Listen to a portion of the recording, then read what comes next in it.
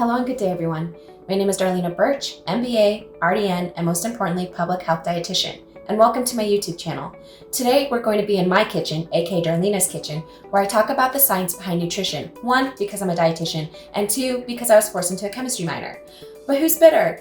Not me. In addition to talking about the nutrition science, I'm going to share practical applications by preparing a simple recipe that you can make at home. In my last two episodes, I've discussed two of the three macronutrients, carbohydrates and protein. And you've likely heard the term macronutrient thrown around and have a basic understanding of what it is. However, I want to go beyond the surface level lingo and dive deeper into the chemistry upon which the terminology is based. Remember, a macronutrient is defined as any of the nutritional components of the diet that are required in relatively large amounts. Macronutrients include carbohydrates, proteins, and fats. First, I'm going to discuss fatty acids. So here's the skinny on the fat. A fatty acid contains a long hydrocarbon chain and a terminal carboxylate group. Fatty acids have four major physiological roles. 1. Fatty acids are building blocks of phospholipids and glycolipids.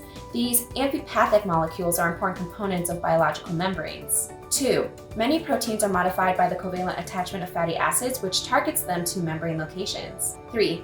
Fatty acids are few molecules and are stored as triacylglycerols. Fatty acids mobilized from triacylglycerols are oxidized to meet the energy needs of a cell or organism. 4. Fatty acid derivatives serve as hormones and intracellular messengers. Now, fatty acids combine to build fats and oils are organic compounds that, like carbohydrates, are composed of the elements carbon, hydrogen, and oxygen.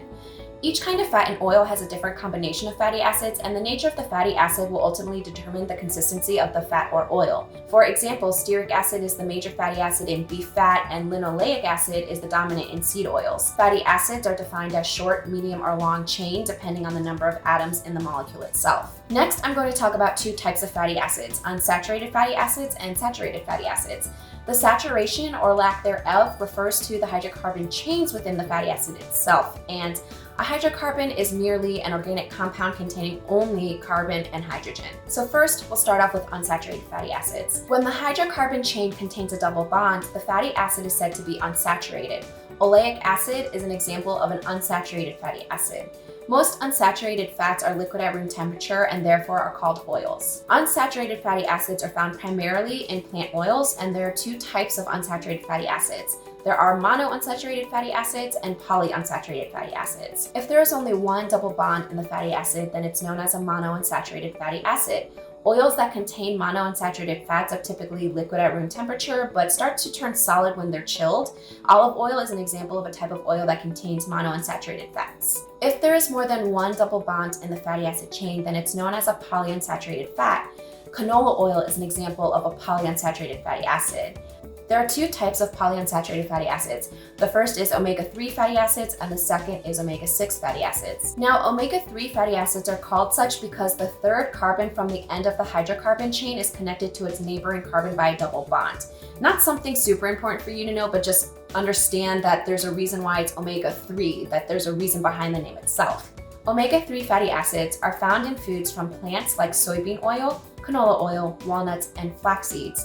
They are also found in fatty fish and shellfish as eicosapentaenoic acid and docosahexaenoic acid. Salmon, anchovies, herring, sardines, Pacific oysters, trout, Atlantic mackerel, and Pacific mackerel are all high in EPA and DHA and lower in mercury. Now, research indicates that omega-3 fatty acids reduce the risk of sudden death from heart attacks. They also reduce triglycerides in the blood. It's been proven to lower blood pressure and prevent thrombosis by inhibiting blood clotting. Omega-3 fatty acids also reduce inflammation and may help reduce the risk of some cancer in animals, so it's a very important fatty acid to try and make sure you get in your diet. Omega-3 fatty acids are found mostly in liquid vegetable oils like soybean oil, corn oil, and safflower oil.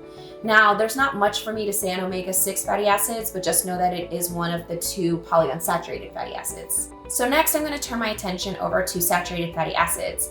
In a fatty acid chain, if there are only single bonds between neighboring carbons in the hydrocarbon chain, then the fatty acid is said to be saturated.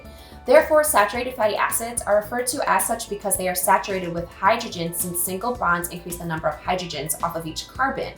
Stearic acid and palmitic acid are commonly found in meat, and they are examples of saturated fatty acids. Saturated fats are found mostly in animal foods such as milk, cheese, and meat. poultry, and fish have less saturated fat than red meat, and saturated fat is also found in tropical oils such as coconut oil, palm oil, and cocoa butter. Unsaturated fats help to lower blood cholesterol levels, whereas saturated fats contribute to plaque formation in the arteries. So next I want to talk about essential fatty acids. Like essential amino acids, essential fatty acids are fatty acids required for biological processes but are not synthesized by the human body. As a result, they have to be consumed through the diet. Now for humans, there are two types of essential fatty acids. The first is alpha-linolenic acid. Now, ALA is an omega-3 fatty acid and is highly concentrated in certain plant oils and has been reported to inhibit the synthesis of prostaglandin, resulting in reduced inflammation and prevention of certain chronic diseases. The second is linolenic acid. LA is an omega-6 fatty acid and is found mostly in plant oils and is used in the biosynthesis of prostaglandins and cell membranes. The next type of fat I want to discuss is triglycerides. The term triglycerides indicates that they are usually made up of 3 fatty acids and 1 molecule of glycerol, hence the name triglyceride. Now, food is one source of triglycerides, but the liver also produces them. Therefore, when you eat extra calories, especially carbohydrates, your liver will increase the production of triglycerides. When you consume or your body creates excess triglycerides, they're stored in fat cells for later use, and when they're needed, your body releases them as fatty acids to fuel body movement, create heat, and provide energy for body processes. Triglycerides are actually the most common type of fat in the body. A high triglyceride level combined with high LDL cholesterol or low HDL cholesterol is linked with fatty buildups within the artery walls, which then increases the risk of heart attack and stroke. I'll spend more time talking about cholesterol shortly, but first I want to move on to trans fats. Now, chances are you've likely heard of the term trans fats before, and if you've heard of the term trans fats, then you on some level understand that for some reason they're bad for you. So in the beginning of the 20th century, trans fats were found primarily in salad margarines and vegetable shortening. As food makers learned new ways to use partially hydrogenated vegetable oils, they began appearing in countless processed foods ranging from cookies and pastries to snack foods and pizzas. Now, eating foods rich in trans fats actually increases the amount of LDL cholesterol in the blood and reduces the amount of HDL cholesterol. Trans fats cause inflammation, which is linked to heart disease, stroke, diabetes, and other chronic conditions. It contributes to insulin resistance, thereby increasing the risk of developing type 2 diabetes, and even small amounts of trans fats can harm your health. For every 2% of calories from trans fats consumed daily, the risk of heart disease rises by 23%. This is why trans fats are the worst type of fat that you can consume. You see, trans fats are created through a process known as partial hydrogenation. Simply put, hydrogenation is a process of adding hydrogen gas to alter the melting point of an oil or fat. The injected hydrogen then bonds with the available carbon, which changes the liquid oil into solid fat. As previously mentioned, this was viewed favorably by food manufacturers because it made fats versatile and extended the shelf life of many products. Until recently, most of the trans fats found in the typical American diet came from fried foods like donuts, baked goods including cakes, pie crust, biscuits, frozen pizzas, cookies, and crackers, and stick margarine and other spreads. The good news is that now trans fats are banned in the US as well as many other countries. To learn more about how and why trans fats were banned from the US food supply, stay tuned as I plan on discussing this in more detail on my public health nutrition channel. But why is a trans fat called a trans fat? Where does that term trans actually come from? So now I want to talk about cis versus trans in the molecule. So please allow me a moment to geek out a little bit more on some fat chemistry. Have you ever wondered how trans fats got their names? Cis-trans isomerism, also known as geometric isomerism or configurational isomerism, is a term used in organic chemistry. The prefixes cis and trans are from the Latin meaning the side of or the other side of, respectively. Cis indicates that the functional groups are on the same side of the carbon chain, while trans conveys that the functional groups are on opposing sides of the carbon chain. Simply put, cis and trans indicate the configuration of the molecule around the double bond. If hydrogens are present in the same plane, it is referred to as a cis fat. If the hydrogen atoms are on 2 different planes, then it's referred to as a trans fat. The cis double bond causes a bend or a kink that prevents the fatty acids from packing tightly. You see, unsaturated fatty acids contain cis fatty acids, which keeps them liquid at room temperature. Trans fats, however, contain kinks, thereby allowing them to pack tightly and remain solid at room temperature. So I'd like to close today's episode by talking about cholesterol. Cholesterol is an animal sterol found in the body tissues and blood plasma of vertebrates. It can be found in large concentrations within the liver, spinal cord, and brain. Cholesterol is an important component of the membranes of cells, providing stability. It is the major precursor for the synthesis of vitamin D, Of the various steroid hormones, including cortisol, cortisone, and aldosterone in the adrenal glands, and of the sex hormones progesterone, estrogen, and testosterone. Cholesterol also has an important role for the brain's synapses as well as in the immune system. There are 3 types of cholesterol you should be aware of.